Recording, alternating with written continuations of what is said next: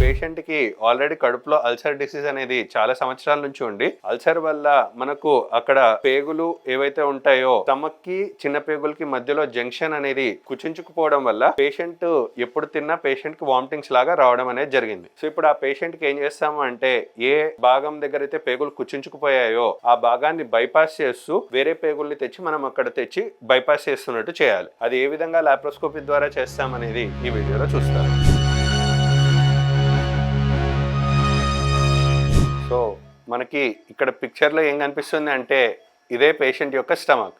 So ఇప్పుడు ఈ పేషెంట్కి ఏం జరిగిందన్నాము, ఈ స్టమక్లో మనకి ఈ భాగంలో మనకి పేషెంట్కి మీరు గమనిస్తే ఇక్కడ కొంచెం వైట్గా కనిపిస్తోంది. ఈ భాగంలో పేషెంట్కి ఏమైపోయిందంటే అల్సర్ కుచించుకుపోయి ఫుడ్ తిన్నది తిరిగి కిందికి వెళ్ళలేకుండా ఇక్కడ బ్లాకేజ్ అయిపోయి పేషెంట్కి మాటికి వామిటింగ్స్ రావడం అనేది జరుగుతూ ఉంది. సో ఇప్పుడు అందుకే ఏం చేస్తాము, పేషెంట్కి ఈ పైపు ఈ స్టమక్ అనబడే పైపు బ్లాక్ అయింది కాబట్టి మనకు ఫుడ్ అనేది కిందికి దిగట్లేదు. సో ఇప్పుడు ఈ పిక్చర్లో ఏమేం కనిపిస్తుంది అంటే మనకు ఇది బ్రౌన్ కలర్లో కనిపించేదంతా లివర్, ఇక్కడ కొట్టుకుంటున్నదే మన హార్ట్ కిందగా మనకి ఇక్కడ స్టమక్ అనేది ఉంది. సో జనరల్లీ మనం ఫుడ్ తీసుకున్నదంతా ఏంటి, పైనుంచి ఈ పైప్ ద్వారా వచ్చి ఇలా వెళ్ళి ఈ పైప్లో నుంచి వెళ్తూ ఇక్కడ చిన్న పేగుల్లో కలుస్తూ ఉంటాయి.